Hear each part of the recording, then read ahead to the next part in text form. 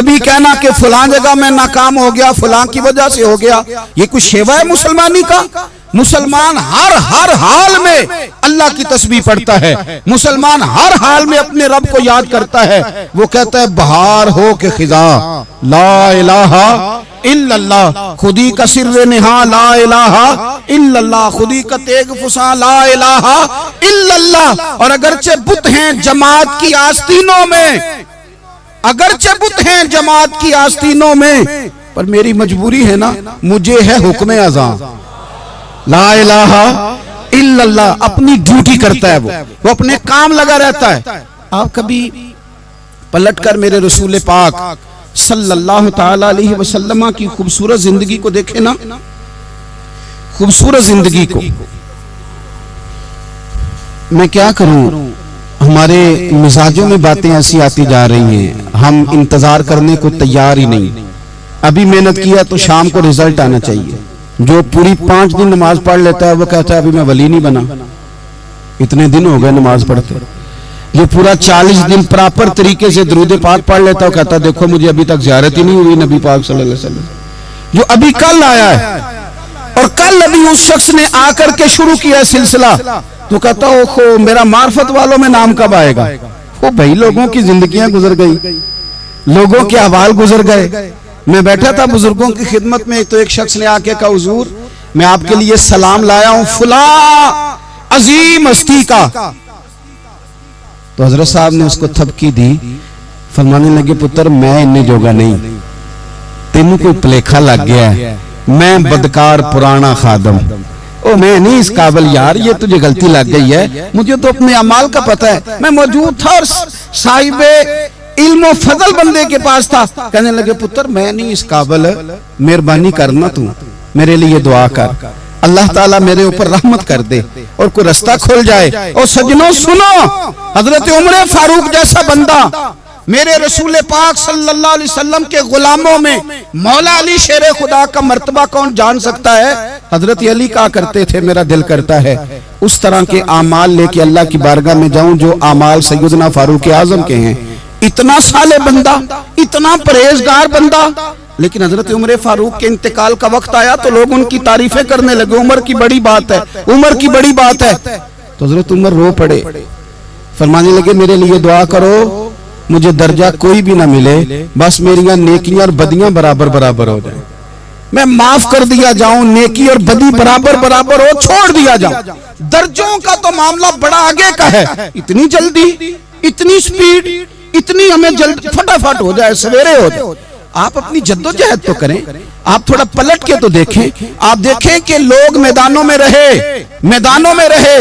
حضرت خالد بن ولید میدان میں رہے، حضرت سعد بن ابی وقاص میدان میں رہے، حضرت سیدنا ابو عبیدہ بن جراح میدان میں رہے، یہ لوگ ہمیشہ میدانوں میں رہے، اپنی اپنی ڈیوٹی کر کے چلے گئے۔ اسلام پھیلتا رہا، اپنی اپنی ترتیب سے آگے جاتا رہا، اپنے اپنے رنگ میں اللہ تعالیٰ لوگوں کو دین کی سمجھ عطا کرتا رہا۔ جلدی بڑی ہے، بہت جلدی ہے، شارٹ دروازہ چاہیے، صبر ہی کوئی نہیں، استقامت ہی کوئی نہیں، فٹافٹ ہو جائے۔ بہت سارے لوگ آگے کہتے ہیں حضرت صاحب نماز تو پڑھنے لگا ہوں، روزہ تو رکھنے لگا ہوں، داڑھی بھی میں نے رکھ لی ہے اور آپ کے پاس بھی آتا ہوں، اب کوئی نگاہ کر دینا۔ تو میں کہتا ہوں یہ جو نماز آپ نے شروع کی ہے یہ بغیر نگاہ کی ہو گئی ہے، یہ جو آپ آنا شروع ہو گئے ہیں تو اس کو آپ نگاہ نہیں سمجھتے، اور یہ بھی میری نگاہ نہیں، پریشان نہ ہو جائیے گا، یہ بھی اللہ رسول کی نگاہ ہی ہے۔ او خدا کے بندو تھوڑا سا اپنی زندگی میں صبر اور استقامت کو لاؤ، تھوڑا رستے پہ چلنا سیکھو۔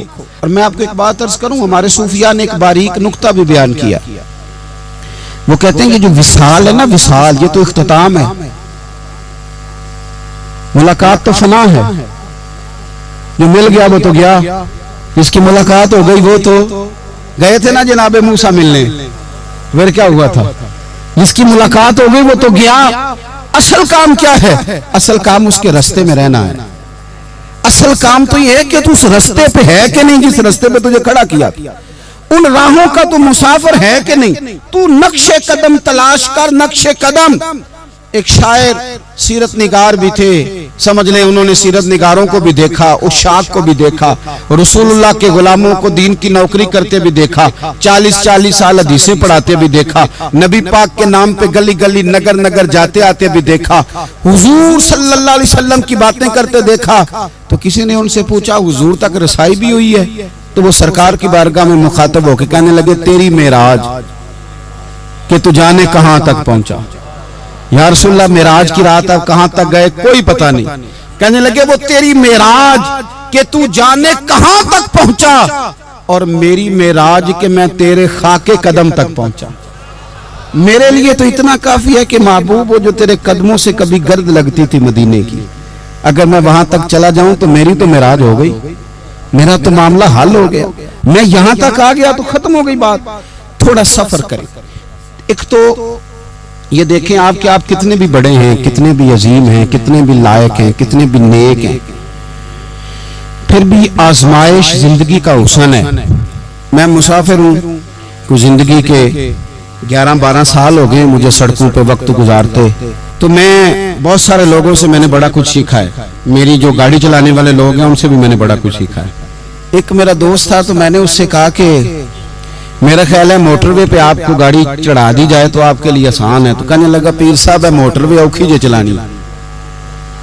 मैंने कहा वो किस तरह? वो कहने लगे कि मोटरवे पे ना गाड़ी चूंकि ना कोई स्पीड ब्रेकर है, ना मोटरवे पे कोई चिंची वाला आगे आता है, ना ज्यादा रश होता है, तो सीधी सीधी चलाते रहते हैं तो नींद आने लग जाती है। अगर बार बार आए ना स्पीड ब्रेकर और बार बार ब्रेक लगे तो आंख जरा खुली रहती है। तो मुझे मसला समझ में आ गया। मैंने कहा इसका मतलब ये है, इसका माना ये है कि जिनकी जिंदगी बिल्कुल सुखों में गुजरती रहती है ना, आराम पसंद हो जाते हैं। जिनकी जिंदगी बिल्कुल आसानियों में बीती है वो आराम पसंद हो जाते हैं। और अगर कभी कभी स्पीड ब्रेकर भी आए, कभी को दुख भी देखना पड़े, कभी कोई अपनों बेगानों की बात भी सुननी पड़े, कभी कोई करीब आता दूर जाता दिखाई भी दे, कभी कोई बीमारी तंदुरुस्ती, ये हालात बदलते रहें, दिन तब्दील होते रहें, तो फिर लुत्फ बड़ा आता है, फिर मजा बड़ा आता है। वो किसी ने कहा था लगा ना जदों मैदान अजल दा ते लोकी चोरा वांग सुधाए, किसी ने लुट ली इलम जवानी, किसी हासे चोली पाए, आजम वेख जहालत साडी असी इश्क खरीद ले आए। वेख ना जहालत साडी असी इश्क खरीद ले आए। और फिर कहने लगे किसी ने सिर दस्तारे इमामत उस इलम पढ़ावन सीखिया है, ते किसी ने पहने फकर दा चोगा उस ज़ुहद कमावन सीखिया है। आजम वेख नसीबा साडा असी यार मनावन सीखिया है। तू वेख नसीबा साडा असा यार मनावन सीखिया है।